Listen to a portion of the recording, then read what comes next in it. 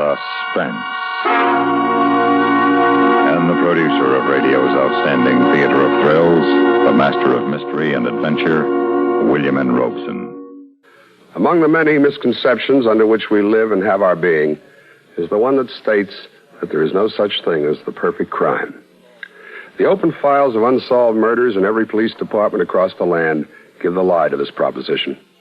However, it is true that the criminal more often than not slips up on the tiniest of details and ends up alone in a tiny room with a tiny gas pellet dropping into a tiny pan of water under his chair. We wonder if you can spot the detail Dort Sharples overlooked as you listen to Mr. Glenn Ford starring in Murder and Aunt Delia, a tale well calculated to keep you in Suspense. Ever stick out your thumb and pull in $1 million plum? Well, I'm the little Jack Horner that did it. Only my name isn't Horner. It's Dort Sharples. I was hitchhiking along Highway 70 across the Arizona desert heading for L.A. It was August, and it was hot. Oh, man, it was hot. It was so hot the lizards were fanning themselves. There wasn't much traffic. Nobody would stop. I'd walked about 8 miles outside a little burg called Quartzsite, and I was tired. I was tired and sore.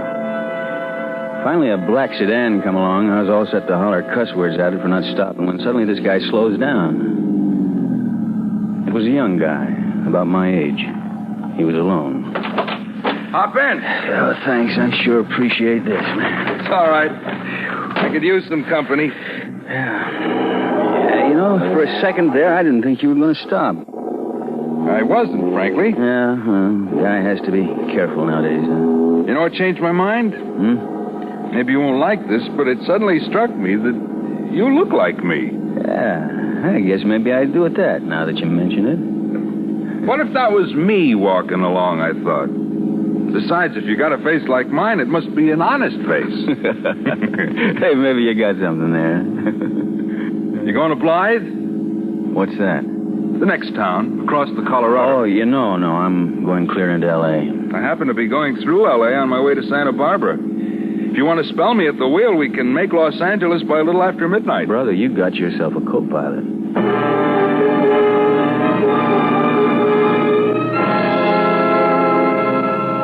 By the time we crossed the river into California, I learned the guy's name was John Braley, and that he was going to visit his invalid aunt. Now, this aunt didn't own all of Santa Barbara, not quite. And the guy didn't volunteer this information. I had to kind of probe it out of him. Between Blythe and Desert Center, an idea began to percolate. And not just from the heat, either. Say, I bet your aunt's going to be awfully glad to see you, Braley. Say, how long did you say it had been? I was 10 when I left. Oh, yeah. Yeah, that would make it 17 years. You see, my mother died when I was 3, and Aunt Delia took me in. Does she know you're coming? Yeah, I sent her a wire. Oh, yeah, good. You think she'll recognize you? I doubt it.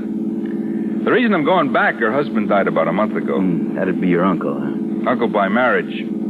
I never thought of him as an uncle. My aunt married him when I was 9.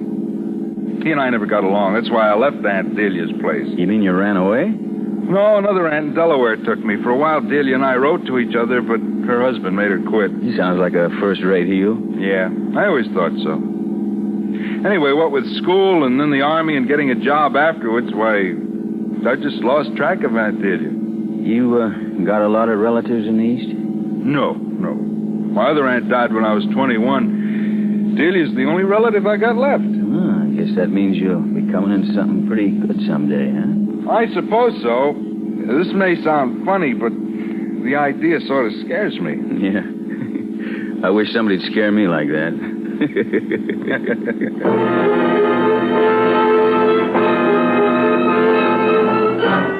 I kept pumping him until I could have written his autobiography. Yes, I mean autobiography. I stored away facts about his uncle. He hated how Braley used to like to draw pictures when he was a kid, how he got his only spanking when he was 8 for spilling ink on his aunt's favorite tapestry, how he wouldn't eat peas, and got sick on enchiladas at the Santa Barbara Fiesta in 1935. Everything. Could I remember it, man? You know what people used to say? They used to say to me, you know, with your memory, boy, you could be a good lawyer. Yeah.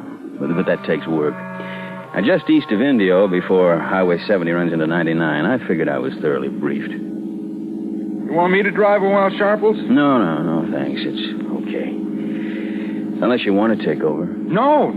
Technically, maybe I shouldn't be driving at all. No, I've got one of those mail-order driver's licenses, but I doubt if I could pass the California test. You see... Hey, wait a minute.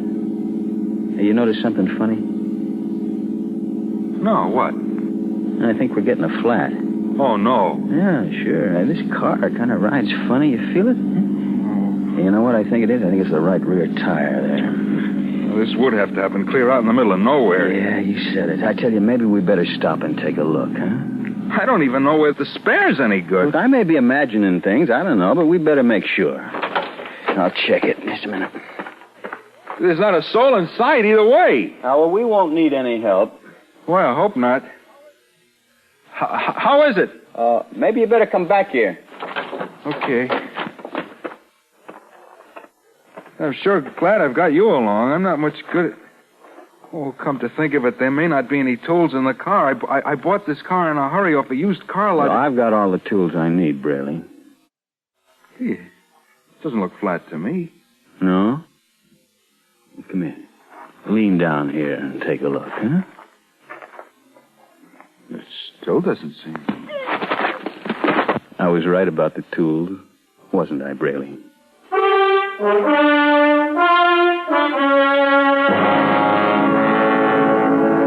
I put the blackjack back in my pocket and dragged Braley off the highway. I put him in a ditch. I made sure he was dead. Then I changed clothes with him and covered his body with sand and brush and all of the stuff that was laying around. I was back in the sedan on my way. Still no other car was in sight. I adjusted the rear view mirror so I could see my reflection. I watched my lips move as my voice said, Dort Sharples? Never heard of him. My name is John Braley.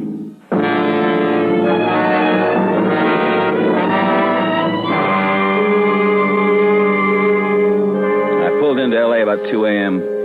I waited around till morning, though, before I went to Rena's apartment.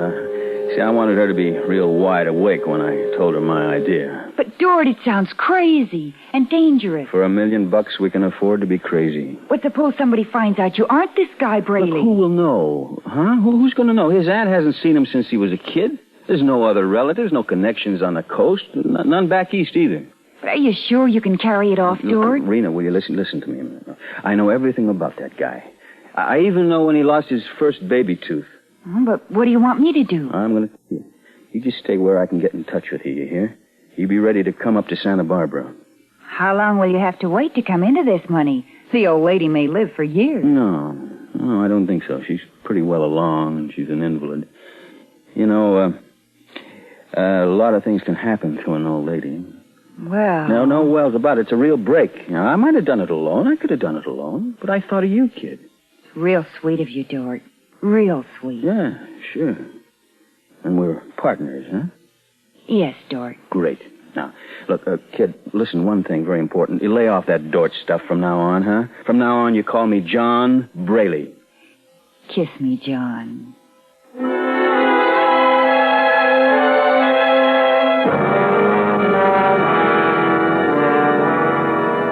Well, it didn't take me long to cover the 100 miles to Santa Barbara. The reunion with Aunt Delia was, well, it was quite touching. Yeah, I sat on a little low stool, right in front of her, right by her wheelchair, drinking tea that the housekeeper, this Mrs. Parker, she kept pouring it, so... And we talked over old times. Oh, Johnny, it's so good to have you home again. Johnny.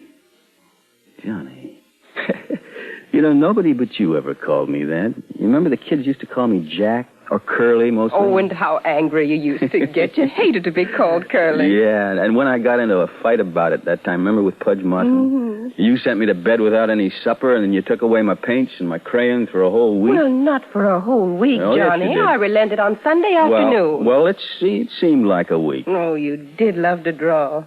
I've saved some of your drawings. I was looking at them only the other day, and... Oh, that must be Mr. Crittenden. Crittenden? Yes, my attorney. He's been just wonderful to me since your uncle died. Handles all of my affairs. I've asked him to come up to meet you. Oh? Well, I hope you don't mind. No. That's all right, Mrs. Parker. Don't bother. Come right in, Bryce. Hello, Delia. Right. My, you look positively radiant. Well. Is this the prodigal nephew? Yes. Bryce, this is Johnny, or should I say, Mr. Crittenden, my nephew, John Braley. How do you do? How do you do? So this is John. My boy, let me warn you that I know every infamous detail of your crime-ridden career. Mm-hmm. That is, up until the time you were 10 years old. Now, Bryce. Now, wait a minute. I'm afraid, Andy, that Mr. Crittenden has an ipso facto case against me. I offer this tapestry. That's going to be Exhibit A. Take a look. What do you mean? Well, if you examine it real closely, you will see traces of a stain. Now, Auntie, isn't this where I spilled ink in, let me think here. Wasn't it 1935? Why, Johnny, do you still remember that? I certainly do. And you spanked me with a hairbrush. The accused has paid his debt to society. Case dismissed. No, Johnny, that stain is worth more to me than the tapestry itself. Oh, now, come on. I think she means it, John. Your arrival has already made her look 10 years younger. Oh, how absolutely absurd. In fact, I think you could get up out of that chair this minute and trounce me soundly in a game of tennis.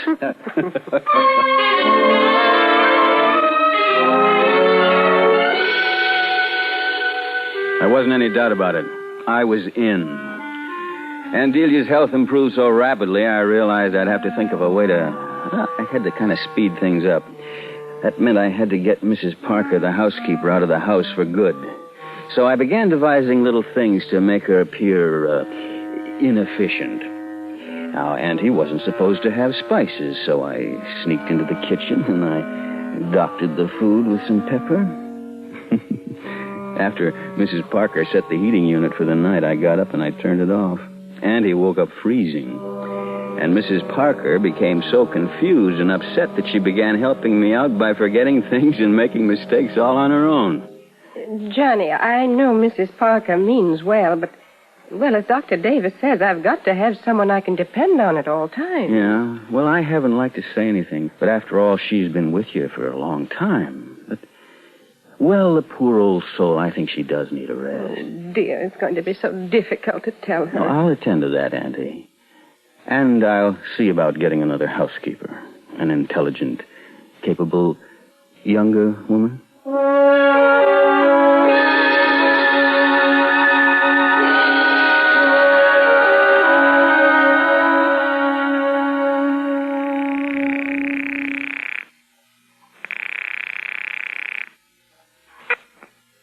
Hello? Rena, this is me. Who? You know, Mr. Braley. Oh, yes. How are you, Mr. Brady? I'm great. Now, listen, kid. I'm calling from Santa Barbara. I'll get up here right away, check in at the San Martin Hotel as Rena Derwin, and you wait there till I call you. We're in, baby, but good.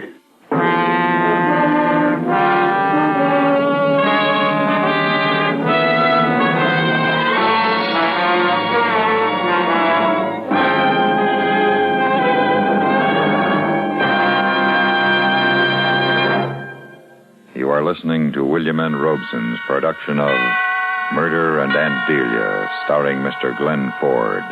A tale well calculated to keep you in suspense.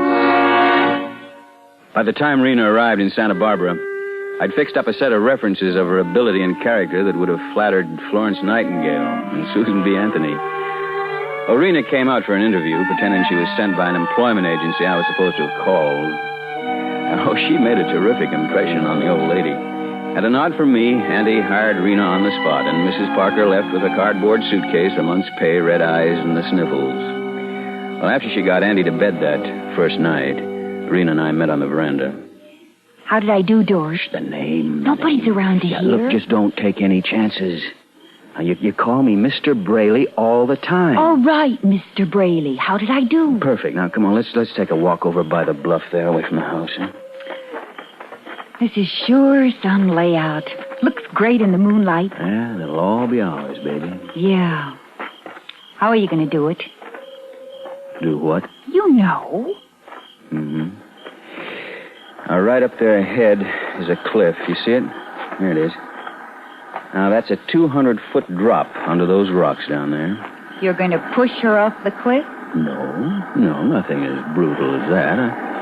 No, it's an accident, you see. You take Aunt Delia for an airing in her wheelchair, and as you're pushing the chair, you trip, and you fall. The chair starts rolling, you run after her, but poor Auntie goes over the edge. And you're hysterical with shock, of course. Yeah, I am. I don't know. What's wrong with you taking Auntie for an airing? Look, if I could do it, what would be the point of you being here at all? You're just an employee, a brand new one. And you've got no reason on earth to kill her for her dough, but... I mean, they just might get that idea if I was wheeling her. Yeah, I guess you're right. Yeah, and that's why it's important for us not to have very much to do with each other. That's going to be difficult, George. Mr. Braley. No one can see us now, honey. Oh, baby, can't you wait? No. Just one kiss, please.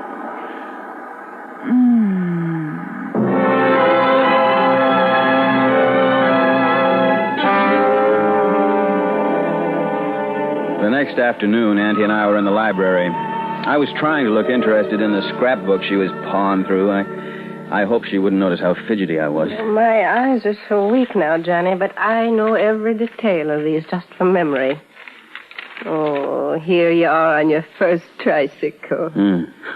Well, I'll be darned. Was I ever that small? It doesn't seem possible, does it? Oh, here's what I was looking for. The cow you drew when you were 9. Oh, you were quite the artist. Yeah. Hey, this is great. I was what do you call it, surrealist or something? I colored it green. Look at that. A green cow on purple grass. Well, it certainly caused a sensation at your school. There's a wonder I wasn't expecting. Oh, Johnny. Oh, I've always been just sick about this picture. One of the few of you and me together.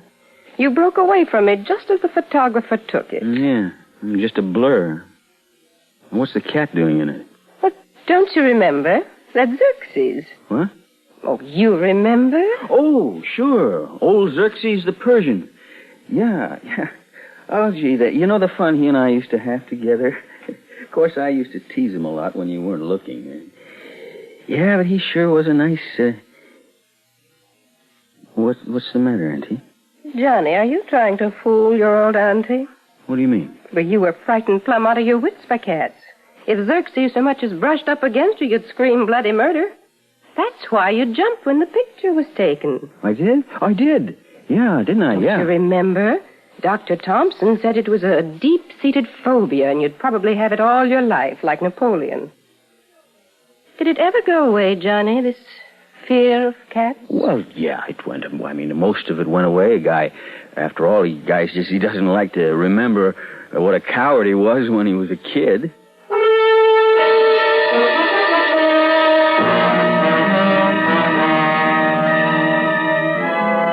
Maybe she was satisfied with that explanation. But I thought she watched me a lot closer after that with her dim old eyes. Irene and I couldn't put it off much longer. I might pull a real boner. That night, Irene and I set it up. I said, tomorrow, right after breakfast. Oh. You'll come with me, won't you? Honey, it's better if I'm not around. You don't have to be right there. Just be where I can see you. I couldn't do it all alone. I don't know if I can... All right. Just don't lose your nerve, kid. That's all. Just don't lose your nerve, huh?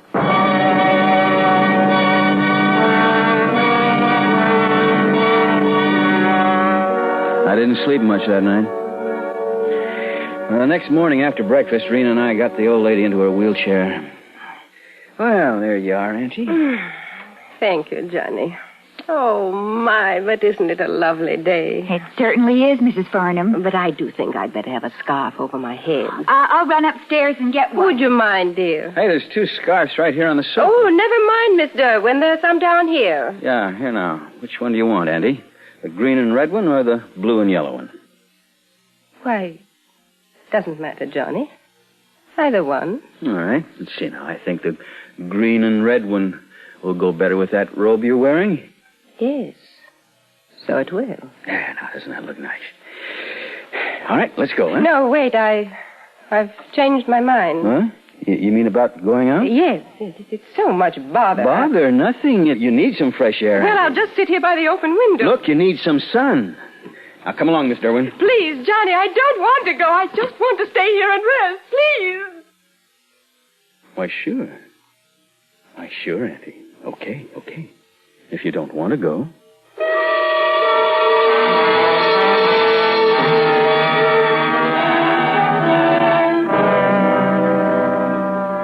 Delia finally calmed down, but she still had Rena put her to bed. And she asked me to drive into town. She wanted me to get her some medicine she was out of. You know what I was doing? I was hoping the old lady was maybe coming down with something that would save Rena and me the trouble of that last wheelchair ride. But no. The next morning was cloudy and sultry. When I got downstairs, Rena already had the old girl out on the lawn in her wheelchair. She came over to me and whispered.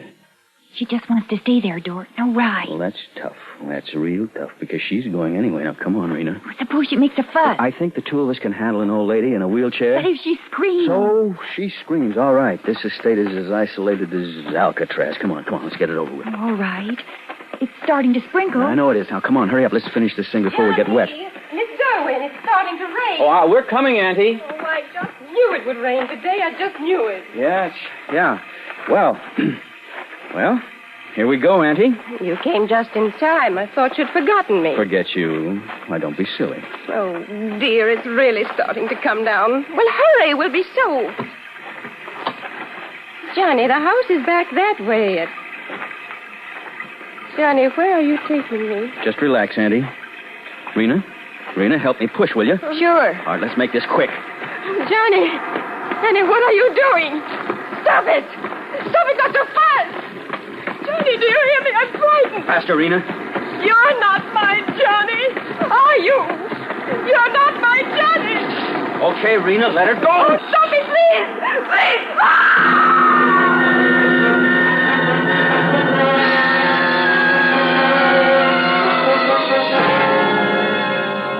It was done. I looked over the edge to make sure. Yeah, she was dead, all right. I made Rena tear her hose and skin her knee, rub some dirt on the wound. It was raining hard now. As we got back to the house, I heard a car swinging around the last turn on the grade. It pulled up the driveway by the porch, and a man got out. It was Crittenden. Get hysterical, Rena. Come on, limp. I tried to stop him, Mr. Braley. I tried to. Mr. Crittenden? John, what are you two doing out in this rain? Where's your aunt? Well, something awful's happened. I was just going to phone you. Oh, I tried to catch her. What's wrong? I tried. My aunt is dead. Dead? Yes. And it's all my fault. All my Miss fault. Derwin, stop that. It's not your fault. What happened? Well, Aunt Delia asked Miss Derwin here to wheel her over there so she could admire the view. In this rain? Well, it wasn't raining then. Miss Derwin tripped and the wheelchair coasted downhill. She tried to catch up, but it just plunged over the cliff there. Oh, call an ambulance. Maybe there's still a chance.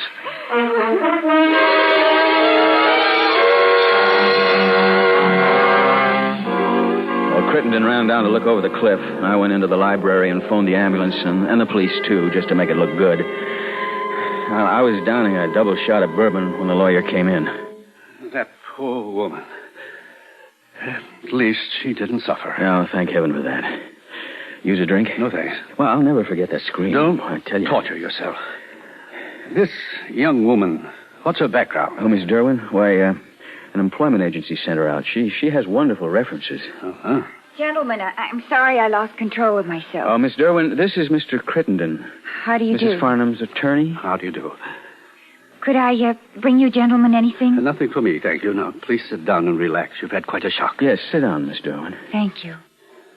Yeah, there seems to be nothing to do but wait. I'm a fuss budget about these things, perhaps, but that bust of Shakespeare on the bookcase, isn't it in a rather precarious position? What? Oh, no, I never noticed. Right over your head there. It makes me nervous. I'll slide it back. Rather a top-heavy thing. Look out, George! My, that was close. Barely missed you. I'm sorry. No harm done. Lucky you had the presence of mind to call out, Miss Derwin. What was it you called, Mr. Braley? Well, I didn't call him anything. Look out, Dort, was what you said. Why did you call him Dort? Why, It was just an exclamation. She saw the statue topple And over. called you by your real name? Mr. Crittenden, I'm afraid I don't quite see the reason for all this peculiar questioning with my aunt lying out there dead. Mr.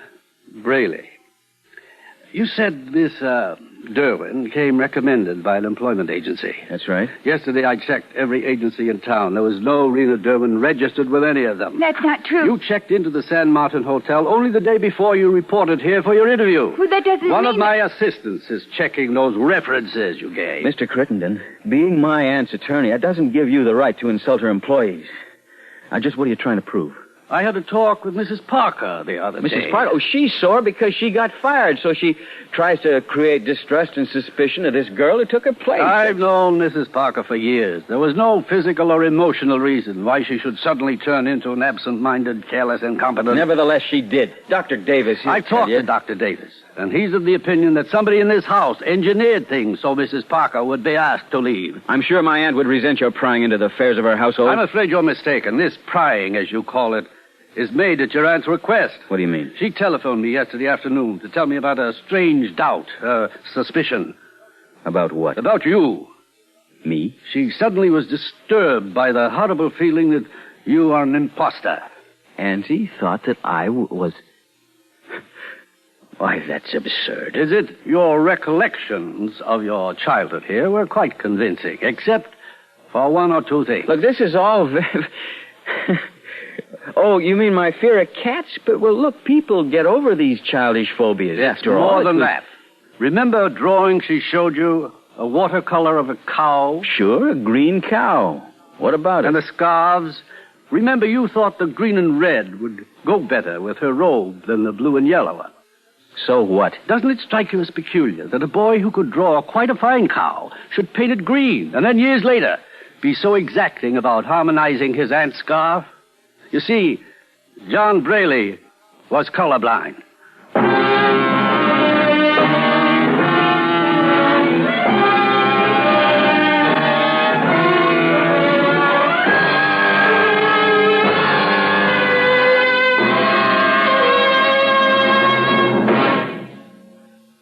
Suspense,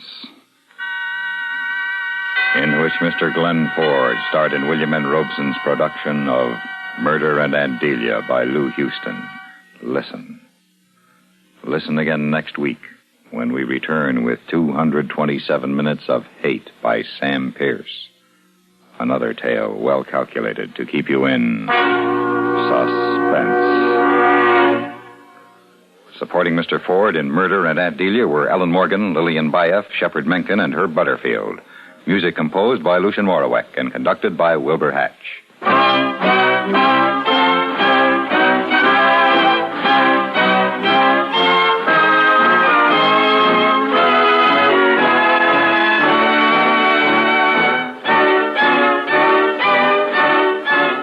Suspense has been brought to you through the worldwide facilities of the United States Armed Forces Radio and Television Service.